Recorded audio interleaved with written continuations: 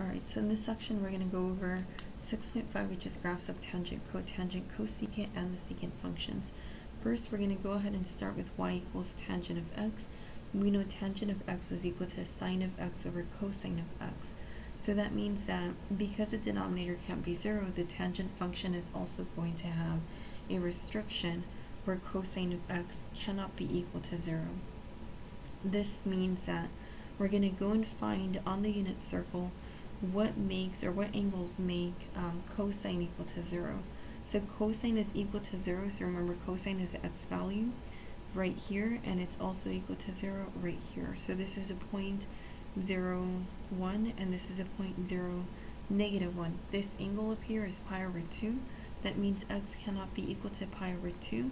This angle right here is 3 pi over 2, and so on. So it cannot be equal to the negative pi over 2. It cannot be equal to the negative 3 pi over 2 either. So this would be the negative 3 pi over 2. So it cannot be equal to the plus or minus of these angles and the other angles as well. So in general, x cannot be equal to k pi over 2, where k is an odd integer. So the period of tangent, we know that it's equal to pi. So this means that I'm going to graph the tangent function for a distance of pi. So what we're going to do is we're actually going to go ahead and graph from negative pi over 2 all the way to the pi over 2. So we're going to graph these angles on the right side of that unit circle. So let's go ahead and start graphing our tangent function. And for the tangent function, again, we have restrictions, which means x cannot be equal to plus or minus that pi over 2. So let's go ahead and draw asymptotes at plus or minus pi over 2. So I'm going to say this asymptote here is going to be at negative pi over 2, and this asymptote here is going to be at x equals pi over 2.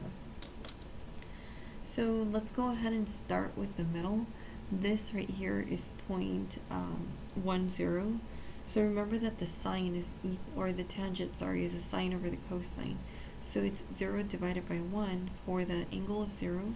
The tangent is equal to 0 divided by 1, which is equal to 0. So when x equals 0, the tangent or the y value is equal to 0. Now if I tried this one's a pretty easy point to plot. This is pi over 4. So at angle of pi over 4, which is right here,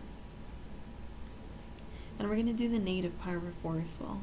So at pi over 4, it's going to have a point of radical 2 over 2, radical 2 over 2. So the tangent value, because that's what I'm trying to plot, y is equal to tangent, which is equal to sine over cosine. So sine is radical 2 over 2, cosine is radical 2 over 2. You divide them and get 1. So that means that y is equal to 1. So then you go to pi over 4, comma 1.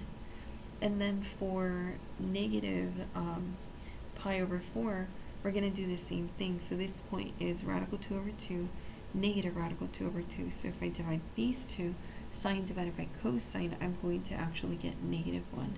So I'm going to go to negative pi over 4, negative 1, and I'm going to use the asymptotes as well to draw the rest of my function. So that means that the tangent function is actually increasing, approaching the asymptotes both on the left and on the right side. So this is the tangent function for just one period.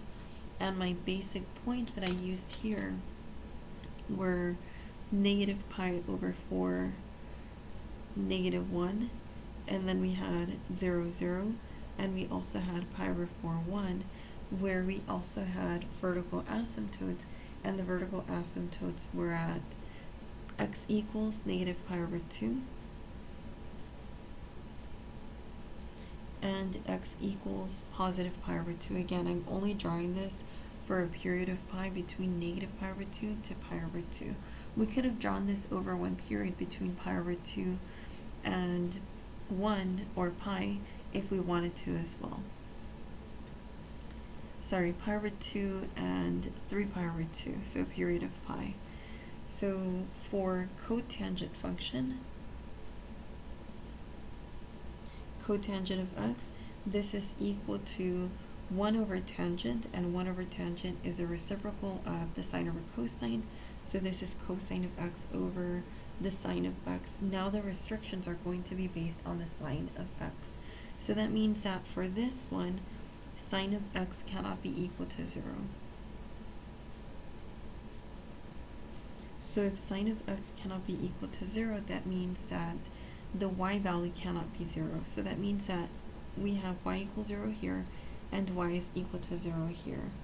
So my function cannot be equal to 0 at x equals, or the angle equals 0, and the angle is equal to pi. So then x, or let me do sine of x. Sine of x cannot be equal to 0, which means x cannot be equal to 0. It cannot be equal to pi. So I can't equal to pi. I also can't equal to negative pi. So 0 plus or minus pi, it cannot be equal to 2 pi either. So this is pi, 2 pi, 3 pi, 4 pi.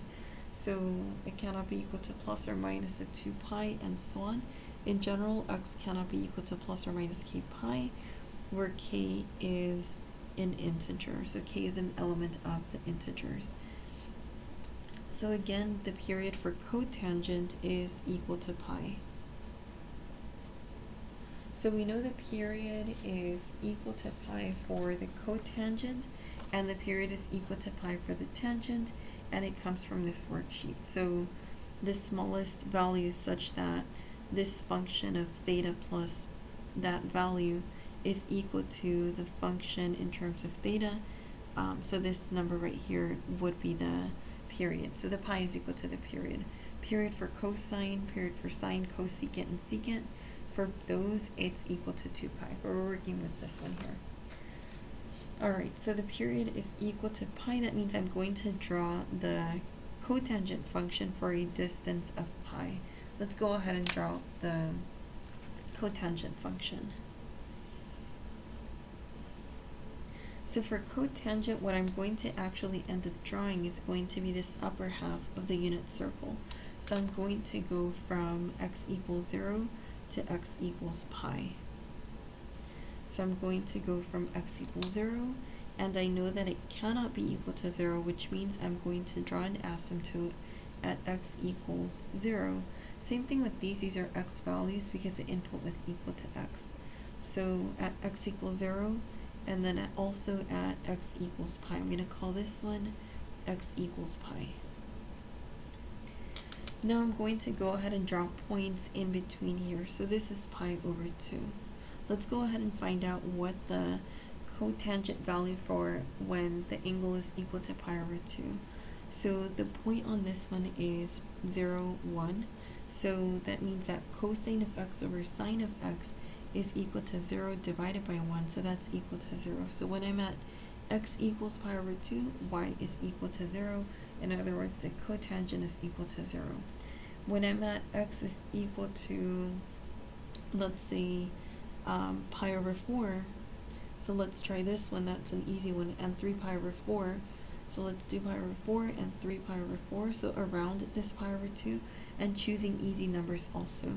So this is radical 2 over 2, radical 2 over 2, so that means that cotangent is cosine over sine, so now it's radical 2 over 2 over radical 2 over 2, that gives me a 1. So when I'm at x equals pi over 4, I'm going to go to y is equal to 1. And now for pi over 4, the point is negative radical 2 over 2, radical 2 over 2. So that means that the cotangent of this is going to be cosine over sine, that's negative radical 2 over 2, divided by radical 2 over 2, so that gives me back a negative 1. So you go to 3 pi over 4, you go to negative 1, and you're going to draw your point at 3 pi over 4, negative 1. So now what we're going to do is we're going to go ahead and connect these and making sure that we're using the asymptote as well. So this is going to be a decreasing function going through these 3 points. So tangent function is drawn over one period, just as a cotangent function, but my starting and my ending points are different because it's based on the asymptotes, and the asymptotes are based on the restrictions. So for cotangent, my restrictions were 0, pi, the negative pi, and so on. and my restrictions for the tangent function were the pi over 2, 3 pi over 2, and the negative of these as well, and so on. So now what we're going to do is we're going to go ahead and write out the basic points for this one. This is going to help me later when I decide to do transformations on these functions. So my basic points were pi over 4, 1, pi over 2, 0, and 3 pi over 4, negative 1. And then we had vertical asymptotes at x equals 0 and also at x equals pi. Let's go ahead and draw the cosecant function and also the secant function now. So for the cosecant function, y equals cosecant of x, this is equal to 1 over sine of x. We already came up with the restrictions for sine of x. We said that if the sine of x is in the denominator, that means the sine of x cannot be equal to 0, which means x cannot be equal to 0, plus or minus pi, plus or minus 2 pi, plus or minus 3 pi, and so on. Meaning x is not equal to plus or minus n times pi or k times pi. So just like before, where k is an integer. So let's go ahead and graph our function. So my function for cosecant of x is actually going to depend on the sine of x function. So the easiest way to graph this is to first go ahead and graph the sine of x function, and then give yourself some space above and below this function. So I'm going to graph this over a period of 2 pi. And what this gives me is the restrictions on the cosecant of x function. Also, it's going to give me asymptotes. So this line in black is just going to be a reference, and then what I'm going to draw using this reference is actually going to be the graph for the cosecant function. So again, x cannot be equal to 0. That means that I'm going to go ahead and draw an asymptote at x equals 0. I'm going to draw an asymptote at pi, and I'm going to draw an asymptote at x equals 2 pi. So we're going to draw asymptotes on each part of those functions or points. So at each of these, we're going to go ahead and draw asymptotes. Now to draw the cosecant function, what we need to do is we need to take the maximum and the minimum values within each of these asymptotes. So the maximum value is here. That means that I'm going to draw my function cosecant going up, away, and approaching the asymptotes.